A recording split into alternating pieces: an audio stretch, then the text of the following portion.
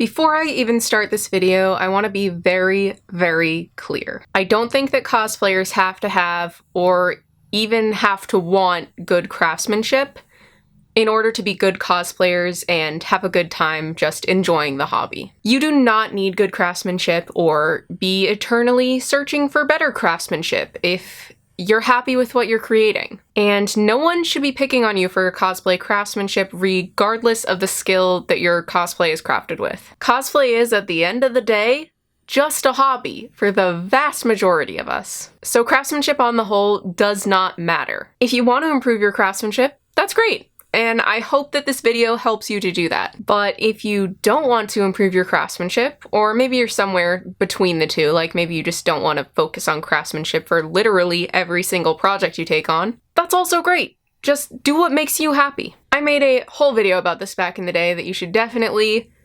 not watch because as I discovered last week when I watched a different one of my Season 0 videos, I can't hear anything. It's really weird. But until people start, like, I had no idea how to audio mix to do so. But I believed in this then, and I still believe in it now, and to anybody who's been exposed to cosplay for longer than 5 minutes and is, worth more than 2 cents, will probably agree with that. Alright, video time. So, at the beginning of the year, I made a video about craftsmanship contest judging that totally flopped. I think it got maybe 40 views in the first week of being up and like 100 after a full month. And that really fucking bummed me out because I really love craftsmanship contests. And I'm a well-awarded craftsperson inside the cosplay scene and outside of it. And I really have a lot that I want to share about cosplay craftsmanship with the community. And honestly, I thought that that was it. I thought that that was like the end of that little dream of the end of me helping people out or whatever. Until now, because now it's one of the most watched videos on my channel from what I'm calling Season 1. And it's the most watched by a lot. Anyway, video aged like a fine wine. The little dream of mine has not ended, I guess. The dream is back on. And so today I'm going to be talking about how to actually develop good craftsmanship if that's something that you're interested in for yourself. Contest included only if you want it to be. I'm sorry for this. I think I'm going to read off my screen again. It is so hot and humid here. Please bear with me. I do not intend to do this every week. All right, here we go. Fair warning, I, as an experienced craft person who has just lived and breathed the learning process for a lot of different techniques and skills, I genuinely don't believe that you can just teach someone how to have good craftsmanship. I think it's something that people have to learn to recognize and create on their own. Like, I can lay all the pieces of the puzzle out for you, but at the end of the day, you as the crafter have to put the puzzle together. However, I think that unless you're a prodigy or really fucking lucky, which let's be real, you would not be watching this video if you were, there are steps that you can and possibly must take to even give yourself the opportunity to learn to put that aforementioned puzzle together and to develop good craftsmanship. So there will be no quick hacks in this video, no like spend a bunch of money on this one hyper-specific tool or material, and definitely no just iron or seams like tips. Although to be fair, ironing is usually important. But good craftsmanship is attainable, and the crafting theory and set steps I'm gonna share today just might help you attain it. Disclaimer in case anyone skipped it. Like I said at the beginning of the video, I don't think cosplayers have to have or have to want good craftsmanship. When it comes to craftsmanship, just do what's right for you and don't take any shit for your choices. Further disclaimer, this video is not the end-all be-all of craftsmanship advice, nor is it me insinuating that my craftsmanship is the end-all be-all of craftsmanship, as I'm always seeking to improve both and also have a crippling lack of self-confidence. I definitely do not believe that of my advice or my craftsmanship. This video is simply a more in-depth look at a process that I've used, that I've seen others use intentionally and unintentionally, and I think a lot of crafters looking to improve their craftsmanship could stand to benefit from. And further disclaimer, you actually don't have to like my work or think that I'm a good craftsperson personally by any means at all to benefit from this process, the creative theory in this video. Art is subjective. Art is what you as the consumer make of it. As much as I genuinely love when people listen to artists talk about their work and like read the little information cards next to works at museums and stuff, I really hope people are doing those things to become more informed about the work that they consume. No one actually has to, and even then the art will still be what they as the consumer make of it. So even if you hate my work, although I sure hope you don't, the idea of somebody hate watching this video, that's just baffling to me. You could still stand to benefit from watching this video. In the very least, if you would like to improve your craftsmanship and don't know where to go next, these steps are worth a listen. They might point you in the right direction. All right, all that out of the way, let's get the video started, shall we? The first step to getting good craftsmanship is taking the time to fully understand the project you're working on, and this can be further broken down into two things. Understanding what you're trying to create, like the actual artistic vision, and understanding the process needed to get there, or all the techniques that you will be using to achieve that vision. To understand the vision that is a costume, you're in luck, because a lot of the work is usually already done for you. Usually the vision has been captured for you in the form of a literal image or lengthy description. But even if it isn't, usually there's quite a bit of material you can use as inspiration for the design. If you do need to design your work, honestly, that's a whole video in and of itself, so for now I'm just gonna say good luck with that, and work off the idea that you'll not go into this step without a strong reference point. From here, all you have to do to understand your vision is to successfully conceptualize translating this reference into the real world and onto your body. Literally just look at it and understand it, conceptualize it as a real world thing. The more complicated the reference point, the more easier said than done. And to be blunt, I have no idea what is truly going to be the key to you being able to conceptualize your project. Even still, I'll recommend dissecting your reference into different layers and then into different pieces of those layers. You may have to fill in some gaps depending on how complete your reference point is, but I found that breaking down the costume into smaller pieces that I'll sometimes literally sketch out to help me conceptualize them really helps me fill in those gaps and ensure that I have an absolute understanding of what I'm trying to create. When it comes to craftsmanship, you can really only actively create well what you can understand. So if something about a costume isn't clicking for you, do what you need to do to try and remedy that, long before you try to create it. Once you've dissected your costume and you really definitely know what you're trying to create, this is where processes and the overarching process really start coming into play. The other part of understanding your vision is understanding the process, or techniques needed to create each individual piece and bring them all together into one final product. For some people and projects, this may be really easy to figure out, and yet for others, this will require no small amount of research. For example, if you need to make armor and you just love making EVA foam armor, you may already know that you need to mock up the armor, fabricate it with EVA foam and contact cement in your Dremel, all while wearing personal protective equipment, a la my last video. Then cover your pieces with Plastidip and acrylic paint, and bada bing, bada boom, you have yourself a costume. But sometimes you may just look at a costume, even after fully dissecting every detail, and go, how on earth do I make this? Literally, what the f? If this is the case, or more than likely you're somewhere in between these two examples, I'd highly recommend brainstorming what could be done for each of these pieces and then doing some serious research before deciding what to actually attempt. For me, this looks like literally listing out ideas to the best of my ability. So if there are any keywords I know right off the bat, I'll list them out, and if there aren't, I'll just do my best to list out words that will hopefully eventually lead me down a Google rabbit hole to some real ones. For a more specific example, I know a lot about working with metals, large metalworking practices and small. If I know immediately that I want to cold cast something because I want the metal effect, but foundries are expensive as hell and I don't just have access to one at my house, I'll write that down. And I'll further break that down into smaller processes so I know exactly what I'm in for when crafting. For cold casting, that would usually mean that I'll have to sculpt a piece in clay, make a mold out of that, do what's called a slush cast with resin and metal powder to give it that metal look, then finish filling the cast with just resin, and then add all the finishes like acrylic paint to weather it, any attachments, etc. But say I didn't know a lot about metal and I had no idea what cold casting was. I'd probably write down something like metal? Resin?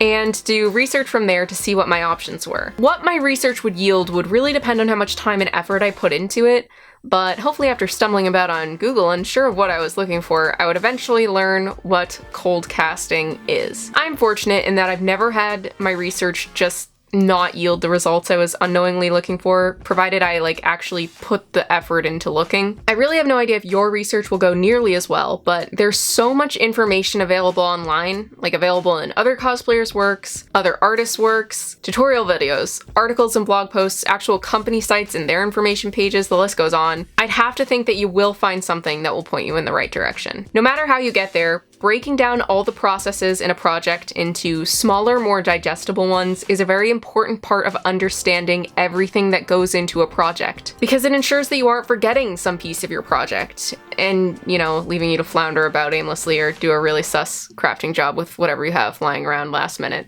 And that brings us right into our next step, because after you thoroughly understand your project, you need to gather supplies for it, i.e., you need tools and materials to work with. I don't believe in proper tools. I only believe in good tools. I don't think proper tools actually exist. No, I'm kidding, but the sentiment behind this, it's real, it makes sense. To have good craft, you need tools that you can control well and that work well for you. And to cover those bases, they don't have to be proper specialized tools. There are definitely specialized tools in this world that are very important and very necessary for certain processes, but not every proper tool is going to be necessary or the right one for you. For example, because I'm on a metals kick, if you work in a foundry making silica molds all day, like you'll dip the sprue tree in ceramic slurry and then in the silica sand and let it dry and just do more coats on other silica molds, and you just keep having to create new coats on dozens of molds all day. For darn sure, you're gonna need a machine to continually mix the ceramic slurry. You are up shit's creek without a paddle if you do not have that, because you need to keep producing molds, and that slurry will need to be in motion at all times for you to be able to keep using it. But on the other hand, for a totally different example, if you do a lot of embroidery, you don't actually need embroidery-specific needles to create your pieces. I, for one, genuinely hate using embroidery-specific needles. Those ones that are mass-produced and sold in stores, they're I can literally, it's like I can feel myself literally getting carpal tunnel every time I try to use them. I would much prefer any old needle that happens to be long and fairly thin, and I think the needles that I tend to end up using are actually technically classified as darning needles. I've done both of these processes with these tools, and for both of them, I could control the tools that I used well, and they worked well for me in my process. Even though only one of them would be considered the proper tool, they were both good tools and the right choice for me in my process and getting the results that I wanted. When you pick your tools, this is the only criteria that really matters and will really help you improve. You are also going to need good materials to work with, to use your tools on and make pieces out of. And just like your tools, they do not need to be specialized and technically proper materials. They just need to be materials that you can control well and work well for your process. But I also want to say here that you especially don't want to just use expensive, proper materials if you cannot work with them well or aren't willing to put in the time to learn how to work with them well. I'm going to use the Final Fantasy XIV crafting system here to explain this because, one, I have a problem, but two, because it's actually a really simple yet effective way to talk about materials. In the 14 crafting system, you can craft things with normal quality materials, high quality materials, or a mix of both. And in 14, you can absolutely craft a spectacular, high quality final product with only normal quality items if you have the ability to craft them well. But you can also start off with only high quality items and completely destroy your project and the materials. Just have nothing even remotely salvageable. I'm sure we've all seen it at some point. The $50 a yard fabric to $5 a yard fabric glow down. It's painful, and the only thing more painful than seeing it is being the one to have done it. Which, if you've done this, I've definitely been there. I feel your pain. But I'm sure we've also seen some incredibly beautiful pieces made out of fucking broadcloth of all things. If you have the skills and the budget, of course, to work with expensive specialized materials, that's great. Use them. But if you don't, that's okay. Expensive materials are never going to be a quick hack to achieve good craftsmanship, and you don't actually need expensive materials to get there anyway. For whatever reason, materials like these may just not be the right choice for you or the right choice for you yet.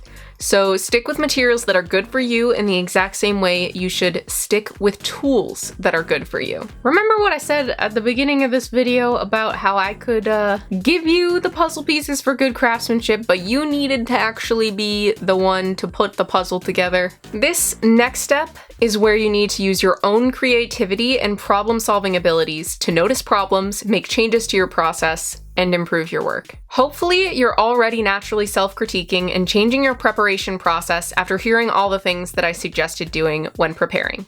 For example, maybe you realized after dissecting each layer of your latest project that you've been proportioning this costume, maybe all your costumes, wrong just this whole time, and that's why they never look right, no matter how skilled you become everywhere else. To change that and improve your proportions in craftsmanship, you need to learn to change it. To make sure you're happy with the proportions in your preparation steps here and your patterns when you craft, or your final costume is most certainly not going to come out the way you want it to. Or, for another example, maybe you've realized that your material choices are just above your current skill level, and you genuinely need more practice with them to feel confident enough that you can control the outcome of the final product when you use them. You gotta practice with them. You're more than likely not gonna miraculously get better at working with the materials unless you sit down and figure out how to work with the materials well. If you're naturally having thoughts like this, that's wonderful, because that is a huge part of effectively self-critiquing. To use the 14 comparison again, if you've done all this, you are going into your crafting attempt with only the highest quality items, and that's a huge help in achieving good craftsmanship.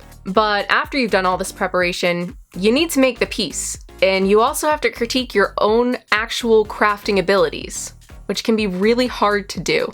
To self-critique your crafting abilities effectively, you need to be able to separate your work from yourself in your mind and decide for yourself what is successful and what is unsuccessful or, could be more successful. This can be really hard, especially for anybody inexperienced in this process, because it can be really hard to separate the actual, you yourself element of the crafting process from your work.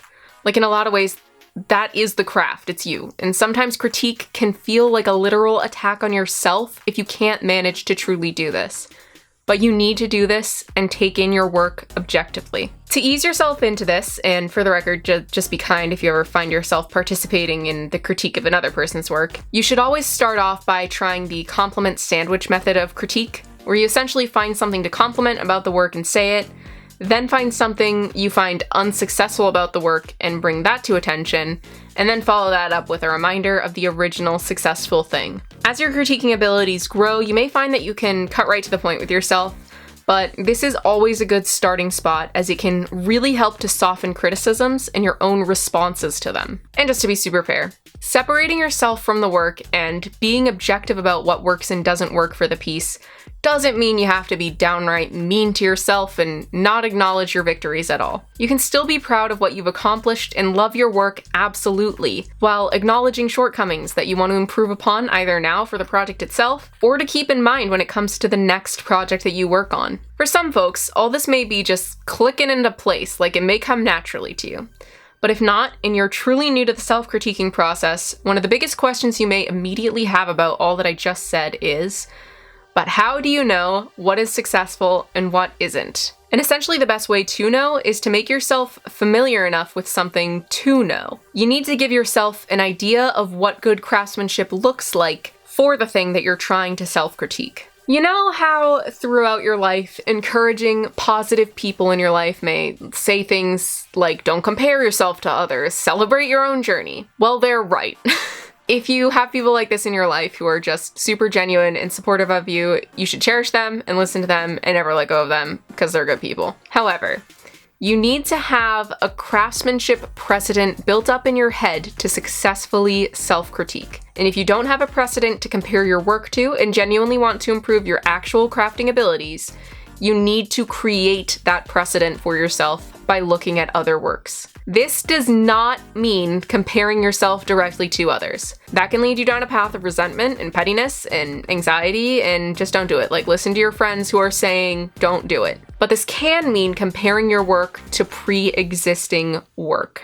If you genuinely don't know what good craft looks like can't even fathom the concept of it, you're never going to be able to improve yours. So if you're new and struggling, to remedy this, I'd recommend going to your favorite social media platform of choice and just searching up the thing that you want to learn about and taking in all the results without looking at who the results belong to. Because if you're inexperienced and not careful with this, seeing a name could be the thing that changes your outlook from being totally objective and just here to establish a precedent to falling down into the dark depths of comparing yourself to other people. So do not pay any attention to the creators of the work. When I first started learning gold work, this is something that I did. I searched gold work and other gold work keywords on Instagram, and I was able to find lots of different things people did when creating gold work and see their final pieces and pick out details that I appreciated as good craft and things that I didn't. And I went out of my way to not notice who the creator of any given work was, even going so far as to put my hand over the bottom half of my screen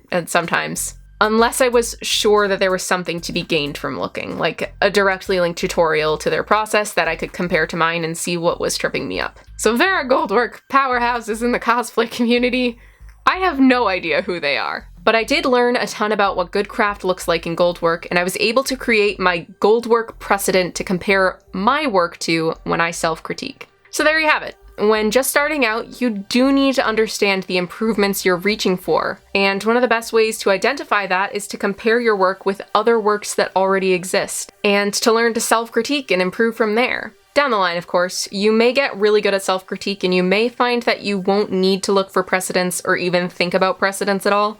You'll just be able to look at your work, decide if it looks right to you, and go from there.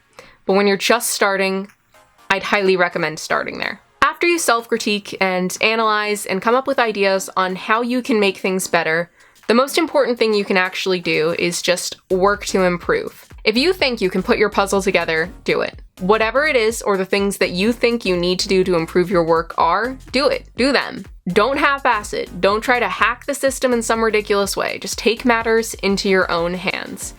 It may take time, it may take some budgeting, it may take a lot of trial and error, but you will reap the benefits.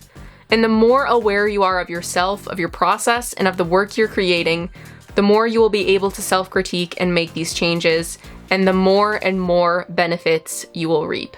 Now, there is a lot for everyone to learn here from this, continual process at some point in their crafting journeys. And I'm just gonna say it, there is a lot that I frequently see people sideline with craftsmanship when I'm doing things like judging craftsmanship contests, because people will get excited about competing and maybe not be as self-aware as they could be. If you want to create things with better craftsmanship moving forward, I think you should really, really think long and hard about what I just said and if it applies to you, because your craftsmanship will only ever be as good as you are aware. But what happens if you are truly self-aware and you're self-critiquing and making your best work with your best everything on the list, but you still feel like there's just something missing and more that could be done, and you don't know what? And I want to take a second here to remind everyone of my disclaimers that I said at the beginning of the video before I say this next part. So pause and recall those for a moment, or go back and watch because you skipped over them like an eager little craftspeople you are. At this point,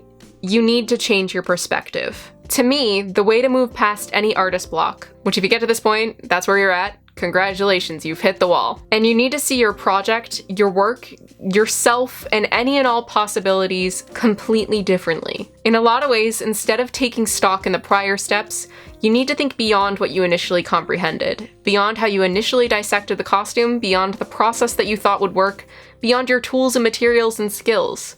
You need to think creatively and see everything differently. And while the world may have a million suggestions of varying quality on how to attempt that, and a million more exercises and prompts that attempt to get creative thoughts flowing, no one can actually tell you directly how to do that.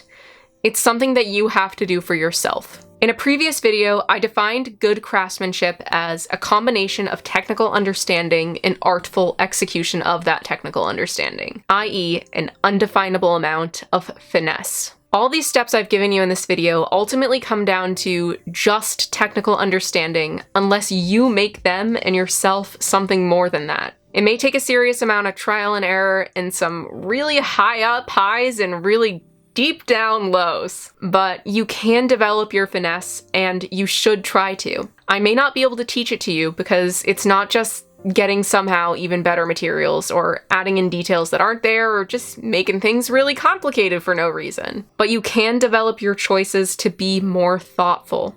You can find finesse, and you can learn it. If you got to the end of this video, hot diggity sh**, I don't believe you, so tell me if you were homestuck back in the day, or if you're not, just to prove that you are in fact better than all of us filthy homestucks. Prove it to me. Oh my god, I'm so low energy. The heat is killing me. And also, if you got to the end of this video, you know, a craftsmanship video about cosplay crafting, make sure to check out last week's video called Watch Before You Craft. Because it may not be the video that you necessarily want to watch, but it is the video that every cosplay crafter needs to watch at some point. So check it out, stay safe out there, be sure to wear your respirator. Holy sh**, please wear a respirator. And I will see you in my next video.